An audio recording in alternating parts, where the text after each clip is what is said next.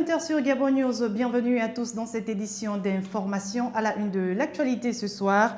Poursuitons à Johannesburg des hommages des Sud-Africains à l'ancien président Nelson Mandela, des moments d'adieu rythmés par des chants, des pleurs et des prières au stade Soccer City Stadium de Soweto. Dans l'actualité également, cet engouement des Gabonais dans les centres de retrait des cartes d'électeurs ce jeudi à Libreville, une carte qu'ils veulent obtenir à tout prix avant le 14 décembre prochain, date butoir du scrutin des locales 2013 au Gabon.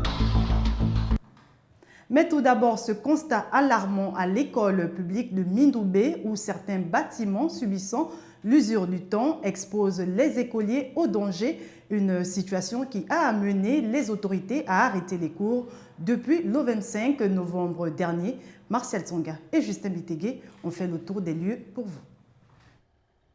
C'est l'école publique de Mindoubé 1, située dans le 5e arrondissement de Libreville. Plus de 1000 élèves y fréquentent. Ce bâtiment, construit dans les années 90, est sous le joug de l'usure. Rouilles et fissures menacent d'affaisser ou de terrasser quotidiennement l'édifice. Un édifice qui accueille près de 350 à 400 élèves, soit en moyenne 50 écoliers par classe. Conscients et prudents du piteux état du bâtiment et du danger que courent les enseignants et leurs apprenants, les responsables de l'établissement et la tutelle ont jugé utile d'arrêter les cours depuis le 25 novembre dernier. Cette décision vise la réhabilitation, voire la construction d'une nouvelle structure. Selon l'administration, les cours devaient reprendre le 3 janvier prochain. Mais au regard des travaux à réaliser, une question se pose. Seront-ils à mesure de respecter les délais afin que les écoliers soient à l'abri de tout danger? En Afrique du Sud, c'est une foule de grands jours qui est venue au stade Soccer City Stadium pour rendre hommage à Nelson Mandela, un réel témoignage de reconnaissance et d'attachement au père de la nation arc-en-ciel. Reportage de nos envoyés spéciaux en Afrique du Sud, Kenyongori et Hernan Ndongo. Comme lors de la finale de rugby en 1995, dans ce même stade du Soccer City Stadium qui avait vu la victoire des Springboks, les Sud-Africains sont venus, cette fois pour un ultime hommage au héros Madiba, décédé le 5 décembre dernier. Mandela is our father. He is everything to us. We are here to say goodbye, farewell, well done. He fought the good fight, and now we are saying thank you. C'est une foule immense qui a dignement salué la mémoire du père de la nation arc-en-ciel. Une foule indescriptible, celle des jours de fête et celle qu'on ne verra que pour les obsèques de Nelson Mandela.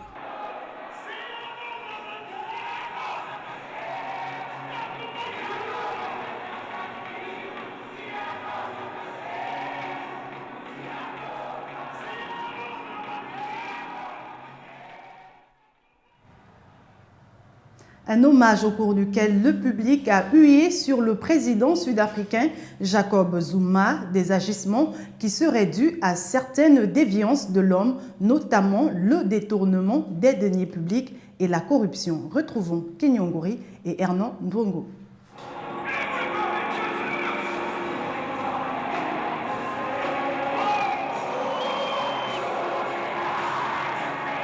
Au-delà de la cérémonie qui les a réunis pour les obsèques de Nelson Mandela dans le Soccer City Stadium, les choses n'ont pas tourné rond pour Jacob Zuma, président de la République sud-africaine, qui a été hué par de nombreux concitoyens au point de satisfaire la nouvelle classe politique de l'opposition.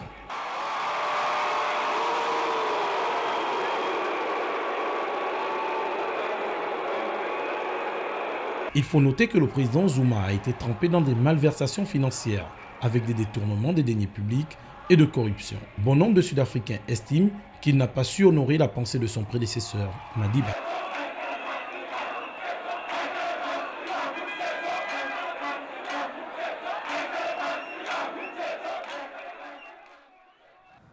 Retour à Libreville au Gabon pour parler de cette ambiance des derniers jours de retrait des cartes d'électeurs pour le compte des locales 2013.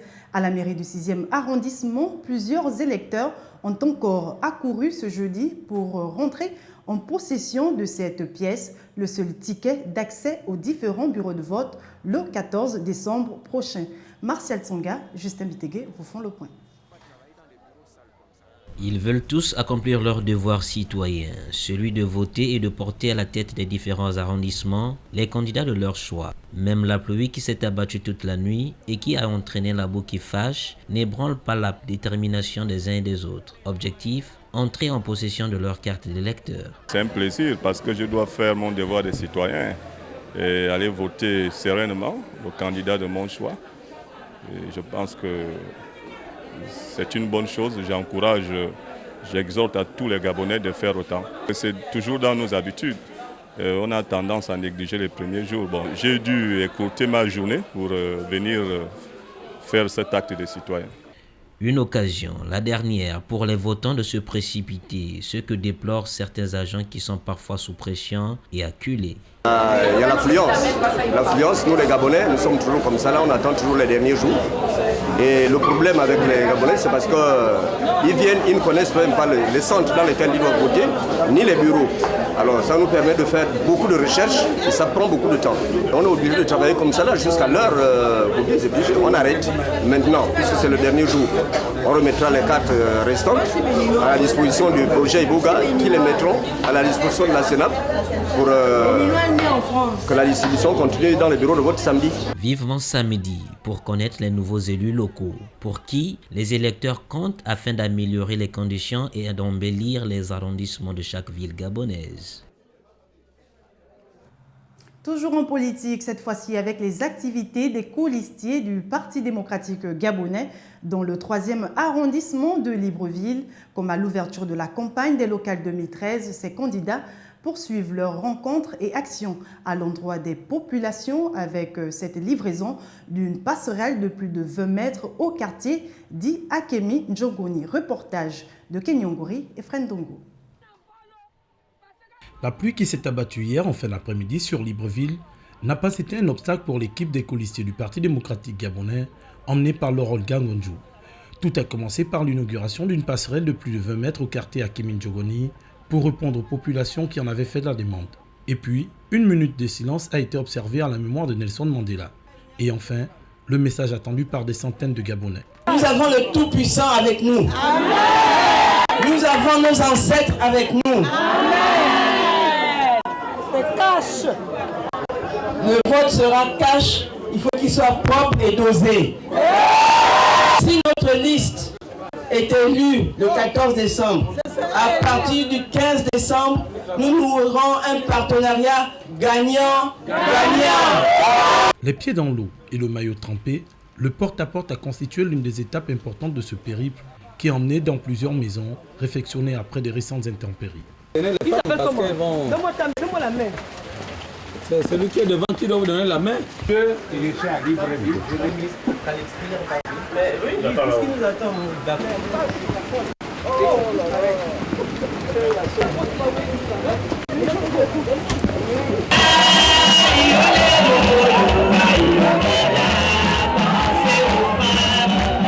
Point de chute pour la boucle de cette journée, le Sporting Club de Libreville, où un parterre de femmes commerçantes attendait les colistiers de la liste PDG pour exprimer son soutien.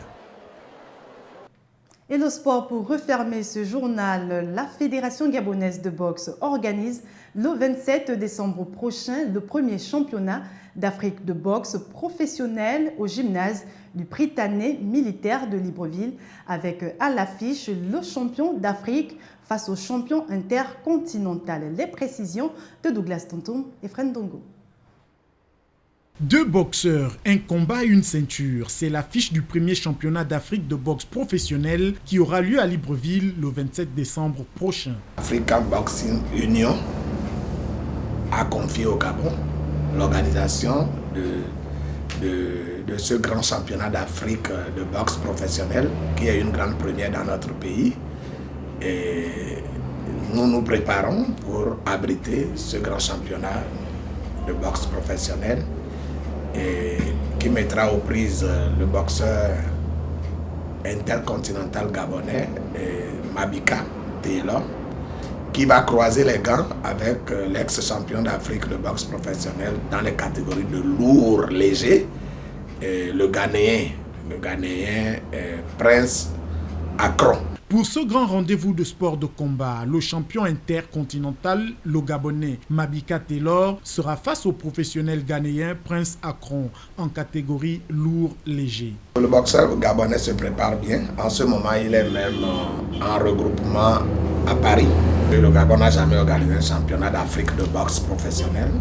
Et si nous réussissons ça, que la ceinture reste au bercail, chez nous, vous comprenez que ça va encore une fois permettre à notre pays de monter sur la plus haute marche du podium à partir de la boxe professionnelle. Ce championnat verra également s'exprimer sur le ring des athlètes tels que Petit Jésus. Voilà, point final à cette édition d'information. Merci pour votre attention. Restez en compagnie de l'actualité sur les www.gabonnews.com. À demain, 20h.